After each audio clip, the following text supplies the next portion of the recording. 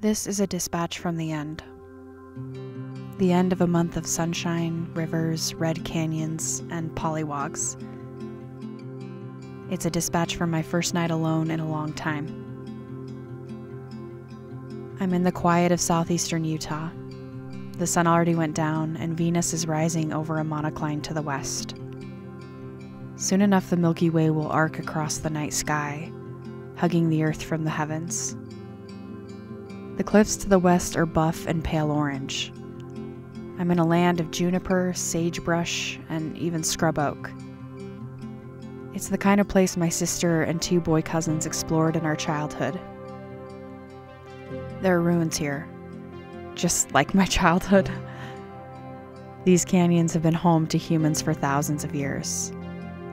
Every time I'm in this landscape, I think of this saying by Ellen Malloy.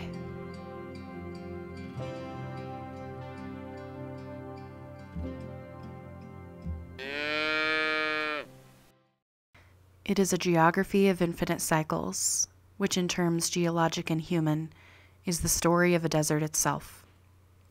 Aboriginal desert farmers who once held a fragile tenure on the land they considered to be the center of the universe, changed their minds and abandoned it. Yesterday, while navigating around an ancestral Puebloan dwelling, I met an older woman with white hair, big black sunglasses, and a red vest. Making small talk, I said, "It looks like there's been a lot of catch and release here," referring to the dozens of intricate potsherds left in place in the weeds and bushes. "There used to be more," she said curtly. "Where are you from?" "Utah." "Oh, where?" she asked, surprised. "Salt Lake. What about you?"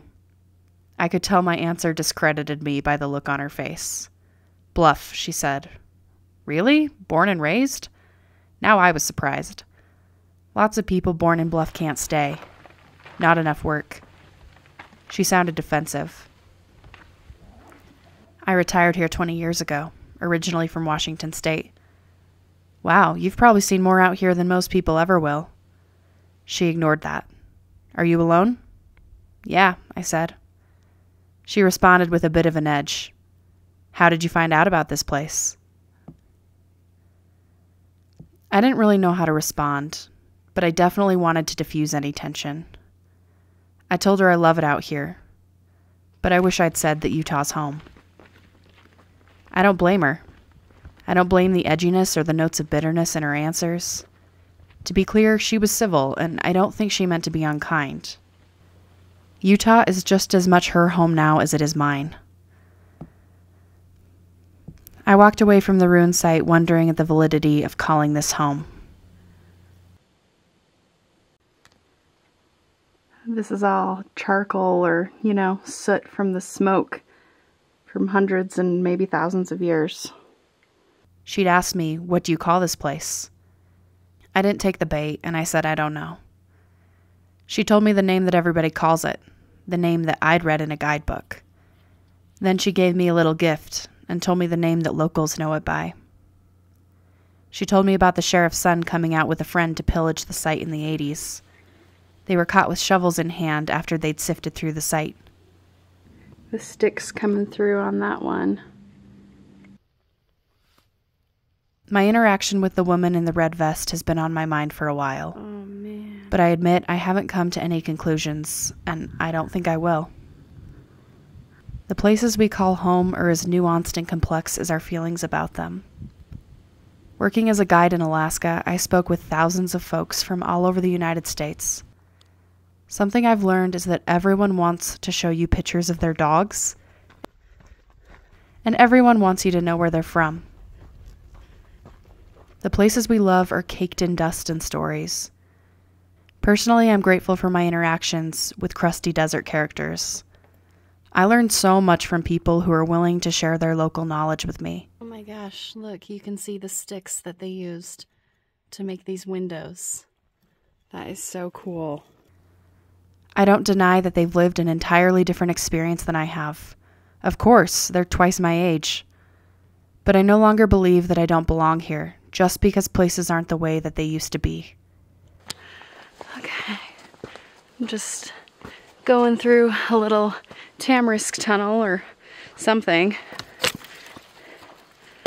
In our need to express what was, sometimes we forget to leave room for what still is and what can be. It can be a disservice to people who don't yet know that the world will keep going, and that if you're here now, you belong on this planet. Overpopulation, scarce resources, and a changing climate be damned, we're already here. When I go to the dwellings of the ancestral Puebloans, I'm reminded over and over that, like Mary Oliver writes, you do not have to walk on your knees for 100 miles through the desert repenting. You only have to let the soft animal of your body love what it loves. I'm gonna be careful not to touch anything, so I'll just kind of come around this side. Cool. So you can see some little corn cobbies in there.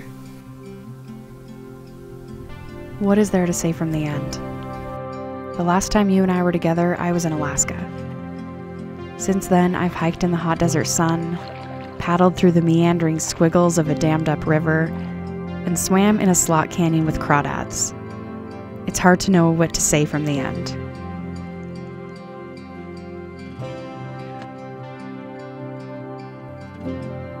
Thank you to those of you who have been around for a long time. Your comments and kindness over the years has meant more than you know. And thanks to those of you who haven't been here for a long time, but who are willing to hang out with a random stranger sometimes. Wherever you are, I hope the air is fresh and you're getting enough vitamin D. I'll talk to you next time.